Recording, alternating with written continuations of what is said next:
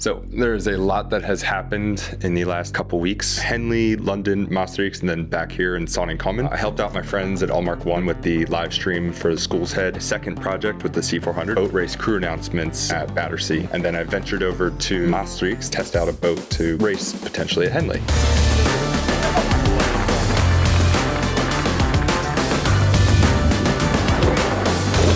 Let's go.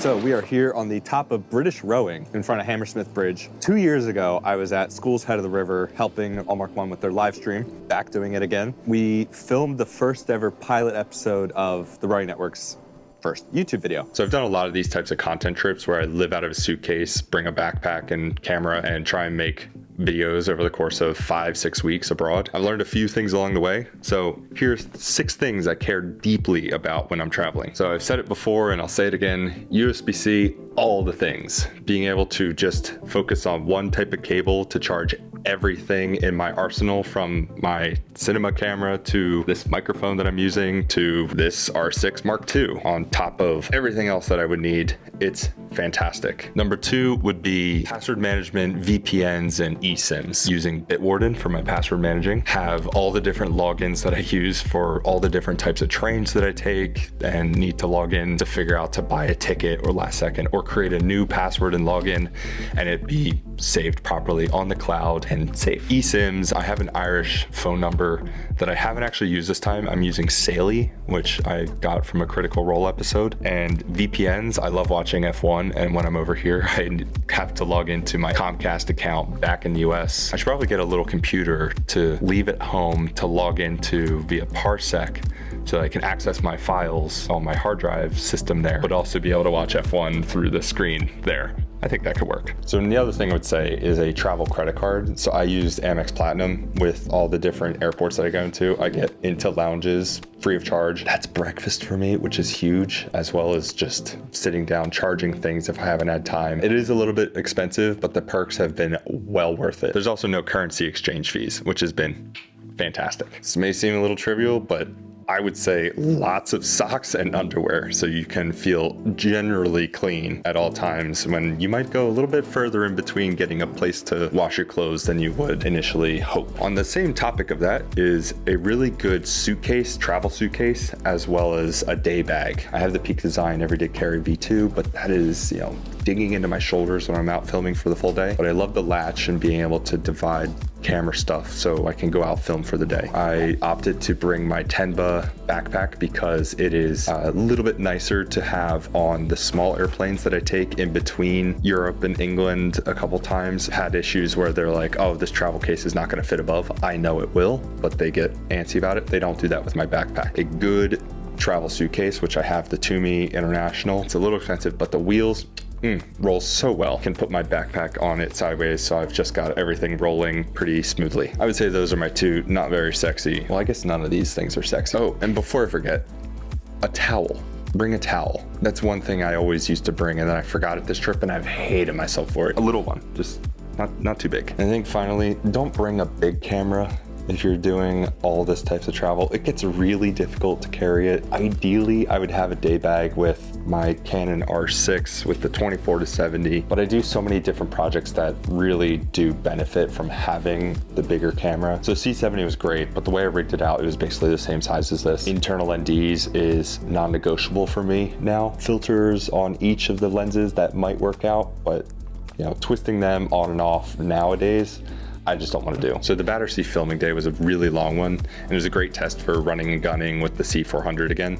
We've just done the crew photos, so I am editing the crew photos now to get these ready to go out to the press. So once these are edited, Annie will send them out to the press, Annie behind me. And at the same time through there, we've got interviews happening for the final episode of the Turning the Tide documentary. A lot going on. How's your stress level? It's surprisingly okay, actually. We're getting stuff done. Before.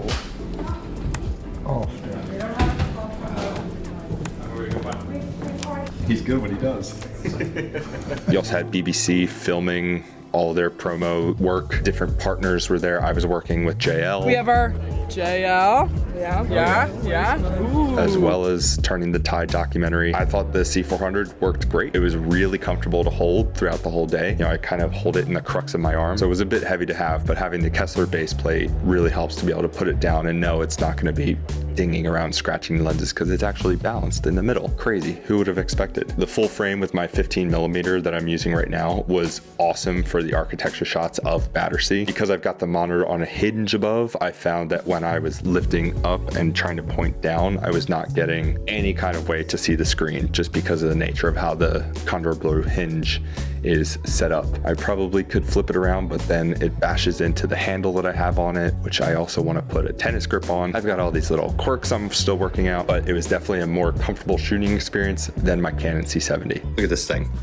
It's so compact. I only have this on here so that I can have scratch audio. I was really just using my Tentacle mic, but you know, it's nice and wide, man. 15mm f4, you know, well exposed, good top down lights, 5600.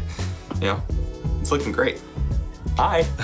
So the next day, Rory saved my butt by driving me down to Heathrow because it was gonna take like 2.5 hours to get there from Henley. So Henley is just one of those crazy little picturesque towns that has nothing going on for about 50 weeks of the year, and that would have cut it pretty tight. So this was the second half of my return flight from Brussels to London and back. So I was just gonna figure out how to get back later. But when I started my adventure out to Maastricht, I had to deal with the Belgian train strikes again. Seb Hoop and I are teaming up to row a Scratch Weifold 4 at Henley Royal Regatta. And you know, after a few runs and rows, my hands were absolutely torn to shreds, but I loved every second of it. It was a ton of fun. I think I worked out 5 times in 3 days. It's been a long time since I've done some 2-a-days. I love the Dutch lifestyle. Like, commuting might be it, but it was also probably the really good weather. Welcome to Souders Maastricht. I am going to be rowing in this 4, probably 2-seat, and we're doing a little bit of training for a potential Henley Weifolds 4. So hopefully I can survive the weekend with my hands. Let's go.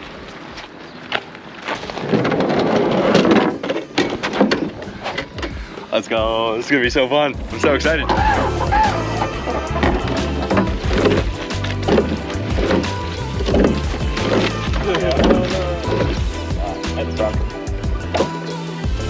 That's rough.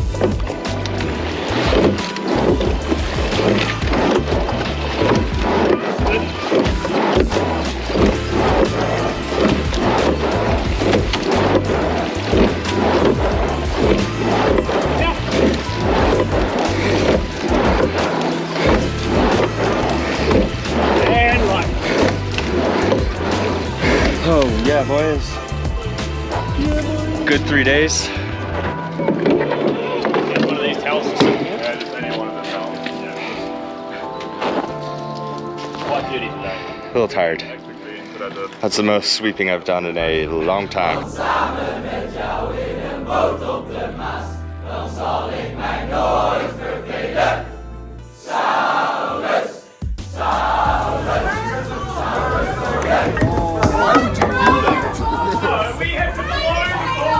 So the whole weekend, I really just used my phone and GoPro. Had the R6 Mark II.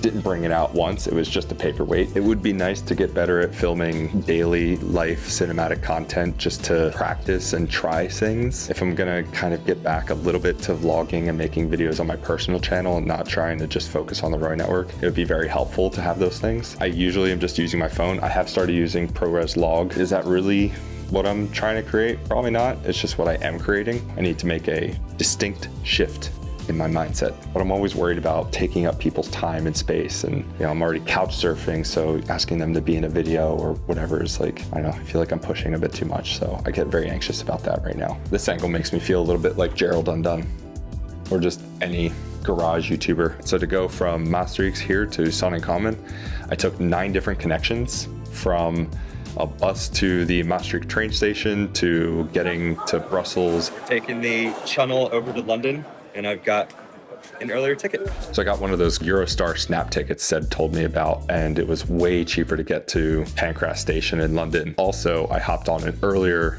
train just by going to the front desk and asking if I could hop on, because it would have been a long day. But I made it here, and Ben and I have been working, I would say, pretty nonstop. So Ben is a machine, and my goal being here is to be a creative sounding board, but also keep him alive during this grueling editing process. The Turning the Tide documentary is such high production value, and a lot of that comes down to Ben just grinding and grinding and grinding out these edits. I think last night we were up until about 6 a.m. each, and he spent 11 hours on the first 90 seconds of the 4th episode, which is wild. I've done similar things, but it was crazy to see. I was editing my Allmark 1 Rowing Network video, following them last year ahead of the river. I know, a year late. I had this whole process worked out and trying to get other people to edit so I can expand my team. The style of the videos, I'm not quite sure what I'm trying to create, so I wasn't quite happy with it, but it made for a great short video, which I posted just before the race this year. Rory is like a fantastic business-minded person, and we chat about those things, and then Ben is a fantastic creative, so it's great to have those types of people in my network.